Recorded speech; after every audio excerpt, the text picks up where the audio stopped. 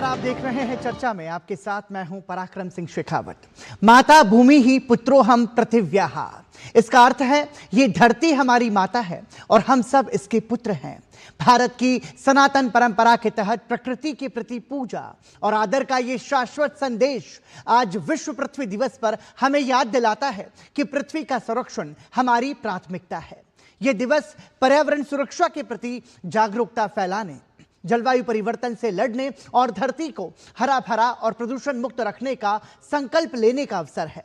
आज इसकी चर्चा इसलिए भी आवश्यक है कि हमने विकास की अंधी दौड़ और चकाचौंध में कंक्रीट के जंगलों पर गगनचुंबी इमारतें तो बना ली हैं, लेकिन क्या हमने हमारी धरती, हमारी प्रकृति, हमारे पर्यावरण, हमारे प्राकृतिक जल स्रोतों का ध्यान रखा?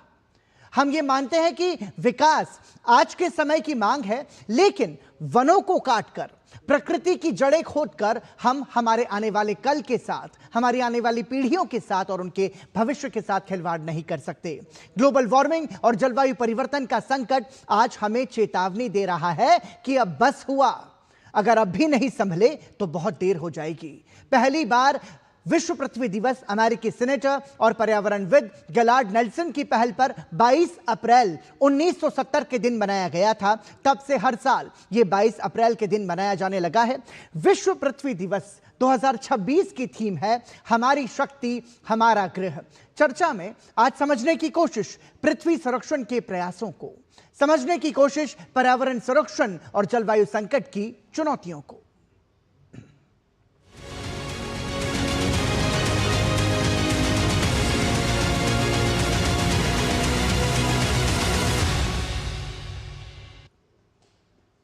और विश्व पृथ्वी दिवस एक ऐसा दिन है जो हमें याद दिलाता है कि हमारी धरती की रक्षा करना हम सभी की साझा जिम्मेदारी है। इसका उद्देश्य साफ है, पर्यावरण संरक्षण के प्रति पूरी दुनिया का ध्यान आकर्षित करना और हर पीढ़ी को भविष्य के लिए एक स्वस्थ और बेहतर धरती बनाने के लिए प्रेरित करना। हमारे संवाददाता तापस भट्टाचार्य की यह रिपोर्ट देखिए। धरती की रक्षा करना हर पीढ़ी की जिम्मेदारी है। पृथ्वी दिवस के मौके पर लाखों लोग एक साथ आकर जलवायु परिवर्तन, ग्लोबल वार्मिंग, प्रदूषण और जैव विविधता में कमी जैसे गंभीर मुद्दों पर जागरूकता बढ़ाते हैं। इस साल की थीम है हमारी शक्ति हमारा ग्रह, यानी असली बदलाव की शुरुआत व्यक्ति और समाज से होती है। इसमें नवीकरणीय ऊर्जा अपनाने, सामुदायिक प्रयासों को मजबूत करने और रोजमर्रा के छोटे छोटे कदमों से जलवायु परिवर्तन से लड़ने पर जोर दिया गया है। Himalayas provides the water, the food and the ecological stability for a quarter of the world's population. So when you look at those numbers, it's imperative that if you're trying to celebrate an Earth Day, then you need to celebrate or at least think about and look at the concerns of the Himalayas. What has happened in the past, what is the ongoing activity and how it could be having impacts which are irreversible. And therefore it becomes important to have a responsible thought process and plan for the future of the Himalayas. यह theme यह भी बताती है कि सामूहिक प्रयासों से पर्यावरण नीतियों में बदलाव जरूरी है। प्लास्टिक प्रदूषण कम करना और स्वच्छ ऊर्जा के साथ एक टिकाऊ भविष्य की ओर बढ़ना। आज पृथ्वी दिवस 190 से ज्यादा देशों में मनाया जाता है। इसकी शुरुआत 1970 में हुई थी, जब पर्यावरण को हो रहे नुकसान को लेकर चिंता बढ़ने लगी थी। हर छोटा कदम मायने रखता है, जैसे जीवाश्म ईंधन का कम इस्तेमाल, पानी बचाना, रिसाइकलिंग को बढ़ावा देना, जैव विविधता की रक्षा और टिकाऊ जीवन शैली अपनाना। क्योंकि धरती की रक्षा करने का कोई विकल्प ही नहीं है। यह हमारे अस्तित्व, सेहत और भविष्य के लिए बेहद जरूरी है। तापस भट्टाचार्य की रिपोर्ट, डीडी न्यूज। निश्चित रूप से धरती की रक्षा करने का कोई विकल्प ही नहीं है। और आपको बता दें कि उत्तर प्रदेश के अलीगढ़ स्थित शेखा झील पक्षी अभयारण्य को रामसर साइट का दर्जा मिल गया है। इसके साथ ही ये राज्य की 12वीं और भारत की 99वीं रामसर साइट बन गई है। केंद्रीय पर्यावरण, वन और जलवायु परिवर्तन मंत्री भूपेंद्र यादव ने सोशल मीडिया प्लेटफॉर्म एक्स पर इसकी जानकारी साझा की है। अपने संदेश में उन्होंने लिखा कि इस मान्यता से स्थानीय लोगों की आजीविका, जैव विविधता संरक्षण के साथ साथ जल और जलवायु सुरक्षा को भी बढ़ावा मिलेगा। शेखा झील सेंट्रल एशियन फ्लाईवे पर स्थित एक महत्वपूर्ण पड़ाव है, जहां सर्दियों के मौसम में बार-हेडेड गूज, पेंटेड स्टॉक और कई प्रजातियों की बतखें प्रवास करती हैं। केंद्रीय मंत्री ने इस उपलब्धि का श्रेय प्रधानमंत्री नरेंद्र मोदी के नेतृत्व में चल रहे पारिस्थितिकी तंत्र पुनर्स्थापन के प्रयासों को दिया और कहा कि भारत की वेटलैंड संरक्षण के प्रति प्रतिबद्धता को वैश्विक स्तर पर सराहना मिल रही है। साथ ही उन्होंने लोगों से अपील की कि वो अवसर मिलने पर शेखा झील का दौरा जरूर करें।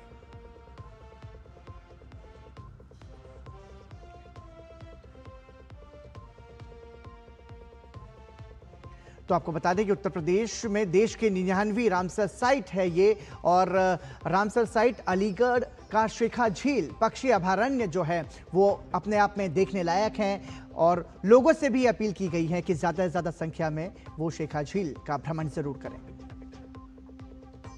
और भारत का अंटार्कटिका मिशन 1981 में शुरू हुआ था। अब तक 40 से अधिक वैज्ञानिक अभियानों को सफलतापूर्वक पूरा किया जा चुका है। 9 जनवरी 1982 को पहला भारतीय अंटार्कटिका अभियान दल अंटार्कटिका पहुंचा था, जिसमें डॉक्टर अमित्व सेन गुप्ता भी शामिल थे। वर्तमान में अंटार्कटिका में भारत के 2 सक्रिय अनुसंधान केंद्र मैत्री और भारती कार्यरत हैं। डॉक्टर सेन गुप्ता का कहना है कि अंटार्कटिका में अनुसंधान के क्षेत्र में भारत ने अपनी स्थिति लगातार मजबूत की है। अंटार्कटिका में हमारे पर्यावरण और विज्ञान संबंधी कई सवालों के जवाब भी छिपे हुए हैं। विश्व पृथ्वी दिवस है और 9 जनवरी 1982 को पहला भारतीय डेलीगेशन जो है उसने अंटार्कटिका में कदम रखा था, जिसके की मेंबर थे डॉक्टर अमित्व सेन गुप्ता जी। तब से अब तक कितना बदला है अंटार्कटिका और कितनी चीजें बदली हैं? जब से अब तक करीब 40-45 एक्सपीडिशन हर साल एक यहाँ एक्सपीडिशन जाया करता है और इस बीच में हमने वहाँ एक अपने परमानेंट स्टेशंस भी एस्टेब्लिश कर लिए। अंटार्कटिका इतना इम्पोर्टेंट क्यों है? तो वहाँ पोल्यूशन स्टडीज अगर किया जाए तो वो सही मायने में ग्लोबल पोल्यूशन का एक इंडिकेटर रहेगा। तो एक तो ये एक इंटरेस्ट पॉइंट है। अंटार्कटिका के जो वेदर स्टडीज होते हैं उसके साथ इंडियन मॉनसून और ग्लोबल क्लाइमेट चेंजेस, इन सब स्टडीज़ के भी काफ़ी इम्पोर्टेंस। अभी जो ट्रीटी है उसकी वजह से आप एक्सप्लोर तो कर सकते हैं, एक्सप्लॉइट नहीं कर सकते हैं। मैत्री और भारती वहाँ पर काम कर रहे हैं, तो किस तरीके की वहाँ पर रिसर्च की जाती है? उसमें मेनली मीटेरोलॉजी या वेदर स्टडीज़ होते हैं, उसमें जियोलॉजिकल स्टडीज़ होते हैं, जियोलॉजिस्ट जाते हैं, उसमें ओशनोग्राफर्स जाते हैं, उसके सराउंडिंग एरियाज में काम करते हैं। अर्थ साइंस में आप भविष्य किस तरह देखते हैं भारत का, जो इस तरह के वर्तमान समय में जो एक प्रमोशन मिल रहा है साइंस को लेकर, टेक्नोलॉजी को लेकर? अर्थ साइंसेस में सिर्फ अंटार्कटिका क्यों, इवन इंडिया में जो काम हो रहा है उसमें भी काफ़ी इम्पोर्टेंट काम हो रहा है। अर्थ साइंसेस के अंडर एक तो मीटेरोलॉजिकल स्टडीज़ होता है और एक होता है क्लाइमेट चेंज। क्लाइमेट चेंज में बहुत काम हो रहा है इंडिया में। भारत के 2 जो रिसर्च स्टेशन वहाँ पर मैत्री और भारती जो है वो लंबे समय से काम कर रहे हैं और हर साल जो है एक डेलीगेशन वहाँ पर जाता है वैज्ञानिकों का और दूसरे एक्सपर्ट का, जो कि वहाँ पर लगातार नई चीज़ों पर शोध कर रहा है। कैमरा विमलेश के साथ अजीत द्विवेदी, डीडी न्यूज, दिल्ली।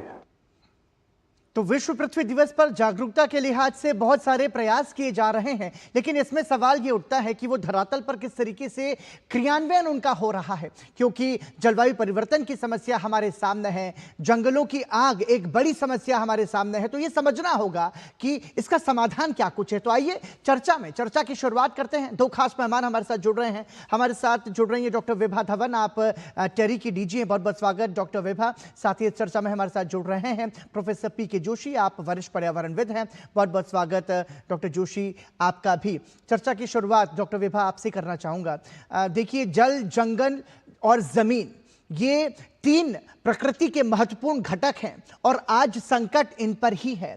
ऐसे में इनको संरक्षण को लेकर के बहुत सारे प्रयास किए जा रहे हैं, लेकिन हम एक तरीके से जनसंख्या जिस तरीके से बढ़ रही है पूरी पृथ्वी पर, जंगलों की कटाई जिस तरीके से हो रही है, प्राकृतिक संसाधनों का जिस तरीके से दुरुपयोग भी हो रहा है और उसकी घटनाएं भी हम देख रहे हैं, तो ये कैसे इसका समाधान निकाला जाए?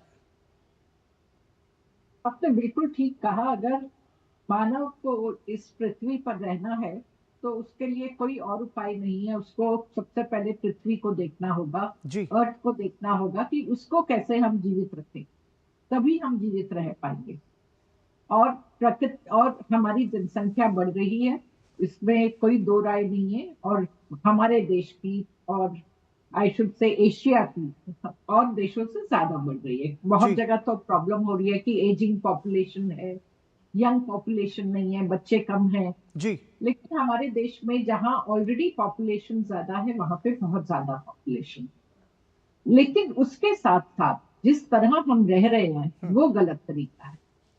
हम लोग जो सस्टेनेबिलिटी जो हम बात करते हैं कि जो हम भारतीय लोगों में एक तरह कूट कूट के पहले भरी हुई थी, अब हम कंज्यूमरिज्म की तरफ जाते जा रहे हैं। अब क्या हो रहा है, क्योंकि अगर हम पिछले कुछ सालों में देखते हैं, पार्टीशन हुआ, लोगों के बच्चे ज्यादा थे, तो लोगों में कहीं पे होता था कि सब कुछ रीयूज करना है, कुछ भी फेंकना नहीं है, ठीक है, अपनी जरूरतें कम से कम रखनी है। अब क्या हो गया है कि हम देखते हैं मेरी जेब में कितने पैसे हैं और जितने हैं मैं उससे भी ज्यादा खर्च करती हूँ क्योंकि मेरे पास क्रेडिट कार्ड भी है। और वो खर्च करने के साथ साथ एक पॉलिसी कि हमको लगता है कि शायद हम वेस्ट को कॉपी करके हम दिखा सकते हैं कि हमारी सभ्यता बहुत आगे निकल गई है जी। वो चीज नहीं है, क्योंकि अब सब लोग वापस आ रहे हैं। रिसाइकलिंग कैसे करें, पेड़ कैसे लगाएं, क्योंकि और ये सब देखते हुए नेचर बेस्ड सोल्यूशन, क्योंकि सबको समझ में आ चुका है कि जो तरीका हमने अपनाया है वो ठीक नहीं था। बिल्कुल ठीक है। फिर से मैं जाऊंगी कि 20-30 साल पहले हम कहते थे क्लाइमेट चेंज हो जाएगा। अब सबको पता है क्लाइमेट चेंज हो गया है और उसके ऊपर हमारे पे क्या असर पड़ा, तो लोगों में जागरूकता। और ये जो वैश्विक जलवायु संकट की जो चुनौती है, ये हमें चेतावनी भी दे रही है कि हमें अभी ही संभलना होगा। बहुत संक्षेप में समझना चाहूंगा पीके जोशी, जल, जंगल और जमीन के संरक्षण के लिए वर्तमान समय में क्या नीतियां आवश्यक हैं? देखिए, मुख्य रूप से यदि आप देखें, जैसे डॉक्टर विभा धवन ने भी बताया कि किस तरह से हम चीजों को कंज्यूम कर रहे हैं, ये अपने में बहुत बड़ी बात है। और कहीं ना कहीं ये जो वेस्टर्न कल्चर, पाश्चात्य तरीका जो है पर्यावरण की ओर देखने का, प्रकृति की ओर देखने का, उसने हमें ये सिखाया कंजम्पशन पैटर्न ज्यादा है। लेकिन अब जब हम वैश्विक स्तर पर बात कर रहे हैं और पॉलिसीज की बात कर रहे हैं, तो हम देखते हैं सस्टेनेबल डेवलपमेंट गोल्स में, जो मुख्यतः सस्टेनेबल डेवलपमेंट गोल 12 जो है वो बताता है कि there should be a need of responsible production and responsible consumption, ताकि जो उत्पाद कर रहे हैं वो भी यही सोच के करें कि हम इसका अच्छी तरह से इस्तेमाल करेंगे। और जब उसका इस्तेमाल करने की बात आए तो हम एक जिम्मेदारी से उसका इस्तेमाल करें। और अब जो नया कॉन्सेप्ट जो हम लोग देख रहे हैं विश्व भर में, सर्कुलर इकोनॉमी की बात हो रही है कि कहीं ना कहीं हमारा कंजम्पशन पैटर्न ऐसा हो कि यूज एंड थ्रो का फिलॉसफी ना हो, यूज, रीयूज, रीसाइकिल। तो इसमें बहुत समझना जरूरी है कि हम सभी को मिलकर के महत्वपूर्ण प्रयास करने होंगे। दोनों मेहमानों से हम निवेदन करेंगे हमारे साथ बने रहें। फिलहाल रुख करेंगे भारतीय जनता पार्टी की प्रेस वार्ता का। कोयला घोटाले में करने जो अफसर गए थे उनको जांच करने से रोका, जो साक्ष्य थे, एविडेंस था, उसको नष्ट करने का प्रयास किया। ये तस्वीर मेरे हाथ में है, ये आपको याद दिलाएगी किस तरह से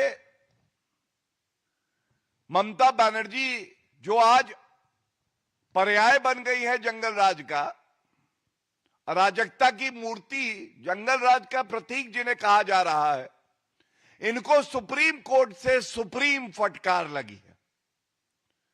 ऐसी फटकार लगी है, ये कहना गलत नहीं होगा कि अगर थोड़ी सी भी रत्ती भर शर्म ममता बनर्जी जी में बाकी है तो इन्हें तुरंत अपने मुख्यमंत्री पद से इस्तीफा दे देना चाहिए। और ये मैं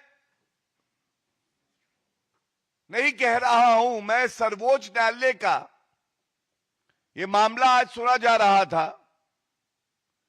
सबसे पहले मैं प्रेस वार्ता में जो सर्वोच्च न्यायालय के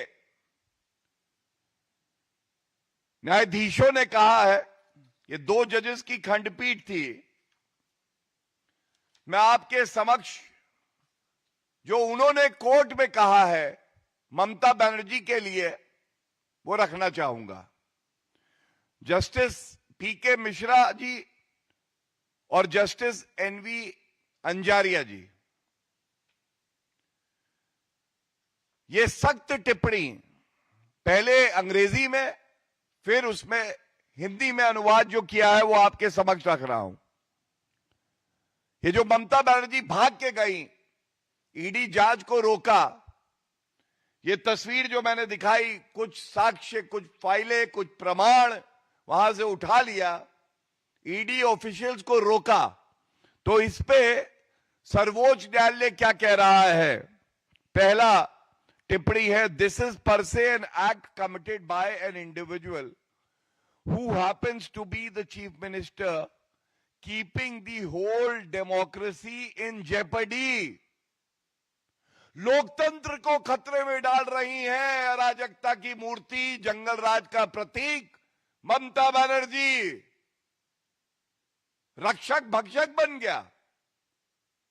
और हिंदी में अगर कहें, यह अपने आप में एक ऐसा कृत्य है जो मुख्यमंत्री द्वारा पूरे लोकतंत्र को खतरे में डालने के लिए किया गया है। कोई सोच सकता है एक मुख्यमंत्री जो संविधान की शपथ लेता है, जो कहता है कि जनता के साथ न्याय होगा,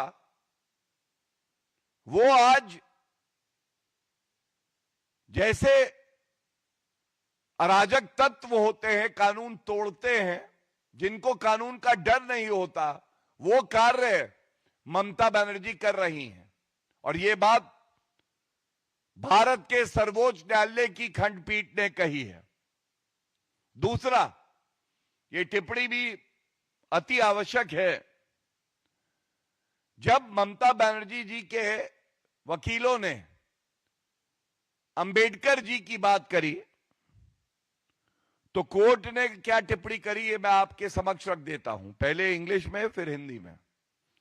you have taken us through Seervai Ambedkar, but none of them would have conceived this situation in this country.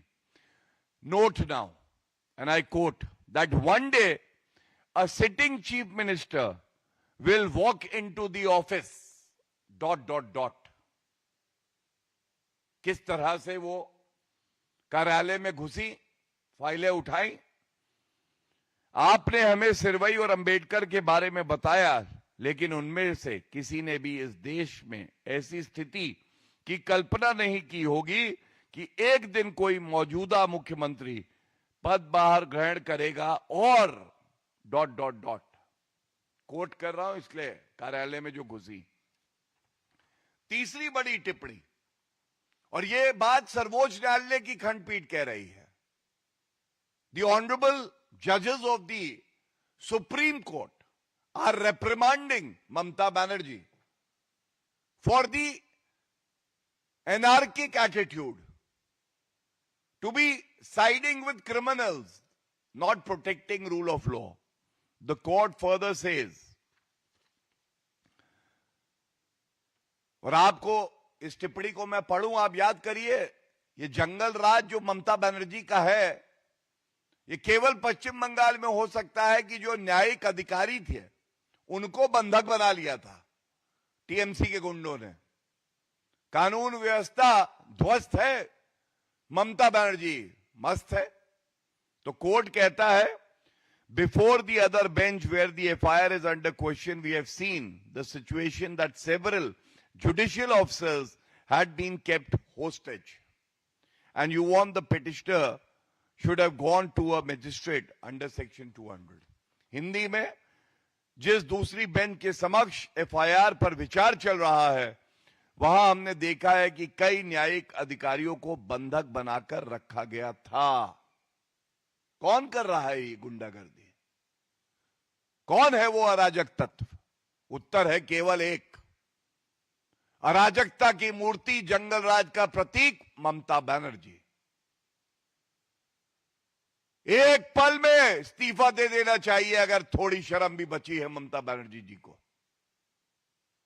और सबसे महत्वपूर्ण टिप्पणी जो सर्वोच्च न्यायालय ने कही, we cannot shut our eyes to the reality of what's happening, we cannot lose sight of the practical situation which is present in the state. Don't compel us to make observations. This is an extraordinary situation where the contours are totally different. और हिंदी में जो कहा, हम राज्य में मौजूद व्यवहारिक स्थिति को नजरअंदाज नहीं कर सकते, हमें टिप्पणियां करने के लिए विवश ना करें। ये 4 टिप्पणियां जो मैंने आपके समक्ष रखी, बड़ी स्पष्टता से एक बात कहती हैं और चीख चीख के कहती हैं कि आज पश्चिम बंगाल की जो जनता है, उसको अगर किसी ने ठगा है, लूटा है, तो वो ममता बनर्जी जो मुख्यमंत्री हैं। और हम सब जानते हैं कि कल पहले चरण का मतदान है पश्चिम बंगाल में। पश्चिम बंगाल की जनता त्रस्त है। वो सोच नहीं सकती थी कि एक मुख्यमंत्री रक्षक से भक्षक बन जाएगा। और एक बड़ा बदलाव पश्चिम बंगाल में जनता मांग रही है, जिसके लिए वो मतदान करेगी। और ये बहुत स्पष्ट है कि ये जंगल राज ममता बनर्जी का अब आगे कायम नहीं रहेगा। इसके खिलाफ सुप्रीम कोर्ट ने एक बार नहीं, 2 बार नहीं, तमाम बार ममता बनर्जी को फटकार लगाई। हम सब ने देखा जुडिशियल मजिस्ट्रेट जो संविधान को ध्यान में रखते हुए अपने कर्तव्य का निर्वहन कर रहे थे, सर्वोच्च न्यायालय के आदेश के तहत कार्य कर रहे थे, उनको बंधक बनाया गया। कौन सी जगह थी? पश्चिम बंगाल ममता बनर्जी वाला। ईडी की जांच के अफसर जाते हैं, वहां पे हस्तक्षेप किया जाता है, एविडेंस को नष्ट किया जाता है। किस तरह से ममता बनर्जी भाग के सारा काम छोड़ के आती हैं और जांच को रोकती है और एक फाइल हाथ में उठा लेती है। कहां होता है? ममता बनर्जी के जंगल राज में। आरजी कर मेडिकल कॉलेज, हमारी बहन के साथ दुराचार होता है, हत्या कर दी जाती है। ममता बनर्जी पीड़िता और पीड़िता के परिवार को दोषी बताती है। कहां होता है? ममता बनर्जी के जंगल राज में। पिछले चुनाव के परिणाम 2 मई 2021 में आए, उसके बाद चुनावी हिंसा हुई। ये कहां होता है? ममता बनर्जी के जंगल राज में होता है।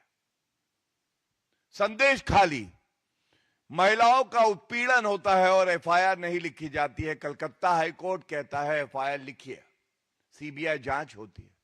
कहां होता है? ममता बनर्जी के जंगल राज में होता है। और इसीलिए ये बात कह के अपनी जो पहला बिंदु है उसकी प्रेस वार्ता को मैं खत्म करूंगा। 4 मई ममता बनर्जी बंगाल से गई। पुनः कहता हूं, 4 मई ममता बनर्जी पश्चिम बंगाल से गई। जंगल राज समाप्त होगा और ये अराजकता की जो मूर्ति बनी है, इनको जनता ही सबक सिखाएगी। दूसरा विषय, जैसा मैंने आपको बताया ये विषय आपके समक्ष रखते हुए मुझे इस बात पे गर्व है कि भारत में लोकतंत्र कितना मजबूत है, न्यायपालिका कितनी मजबूत है। लेकिन मुझे इस बात का दुख भी है कि इस देश में कांग्रेस जैसी पार्टी भी है जो जब सत्ता में थी पूरी तरह से विफल रही कि आतंकवाद को रोक सके, अंकुश लगा सके। और ये तो उनकी एक कमी रही, लेकिन जब पीड़ितों को इंसाफ दिलाने की बात आई, तुष्टीकरण की राजनीति करते हुए हिंदू समाज को बदनाम करने के लिए हिंदू टेरर, भगवा आतंकवाद, हिंदू आतंकवाद का आविष्कार सोनिया गांधी के इशारे पर कांग्रेस हेडक्वार्टर में कौन करता है? जो पूर्व में गृह मंत्री पी चिदम्बरम, सुशील कुमार शिंदे, आज बंबई उच्च न्यायालय ने जब फैसला दिया है कि जो चार्जेस 4 आरोपियों के खिलाफ फ्रेम हुए थे उनको हम निरस्त करते हैं, रद्द करते हैं। We quash the charges that have been framed against 4 accused persons. It is indeed a tight slap on the face of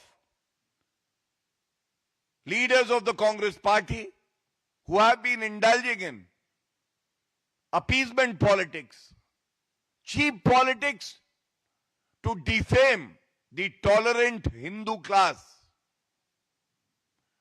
to defame the Hindu religion, which is the most tolerant and peace-loving religion in the world. और मैं एक बात बड़ी स्पष्टता से कहना चाहता हूं, हिंदू आतंकवाद का आविष्कार कांग्रेस पार्टी ने किया, लेकिन आज उनको करारा जवाब मिला है। हिंदू सबसे ज्यादा सहिष्णु है। हिंदू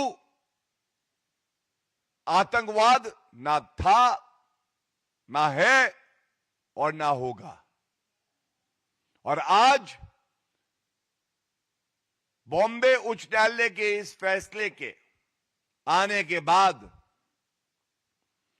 राहुल गांधी को पूरे देश से, खासकर हिंदू समाज से माफी मांगनी चाहिए।